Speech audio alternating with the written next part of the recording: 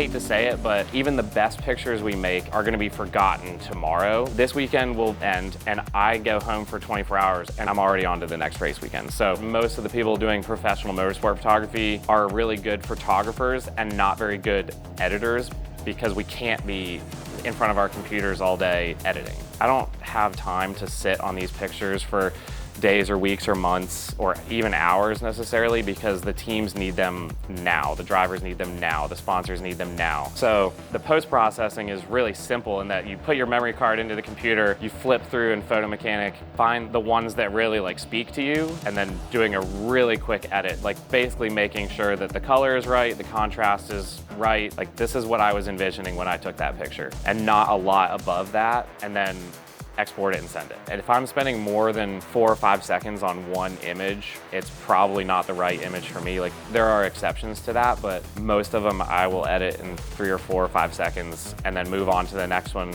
Because if I spend a minute, if I'm delivering 400 pictures, that's 400 minutes that I don't need to be spending. Because if you're sitting at your computer, you're missing those opportunities to build relationships, and you're missing a lot of stuff in the paddock.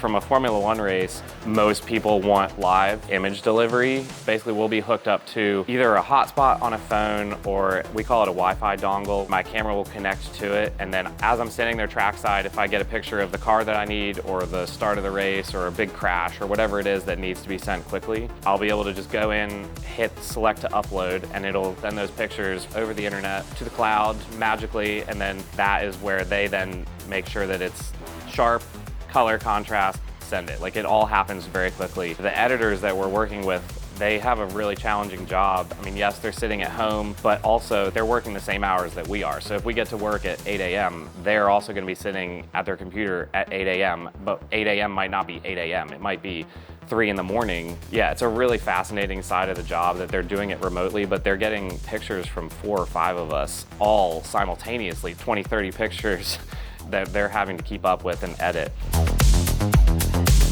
But then there's a whole nother side of live sending. The teams, they're using our live delivery capabilities to check damage on the cars. They'll text me and they'll say, hey, we have potential damage on the right front splitter. Can you get a shot? And I have to know exactly what part of the car they're talking about, go to a spot on track that I know that I can get a good, clean, useful shot, send that to, an FTP gallery where they can, pull up the high-res image and see if there's actual damage. You're really like helping them compete in races and win races. Like we're not just here for pretty Instagram posts and social media marketing. You're actually part of the team, which is a lot of fun. It can come at really inconvenient times. Like at sunset this year, one of my teams texted me during a race and they're like, hey, we need a picture of it. I was like, it's sunset right now, but all right, fine. But it is really cool that they rely on us and that they know that I'm able to do that and I'm willing to do that for them. And when they win races, you feel like you're a part of that win because you kind of are.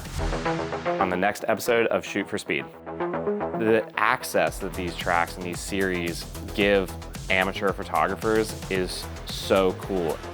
Cameras are very encouraged, they're welcome. It's part of going to a race. Take pictures, tell stories. That's the only way to do it, is just to go do it.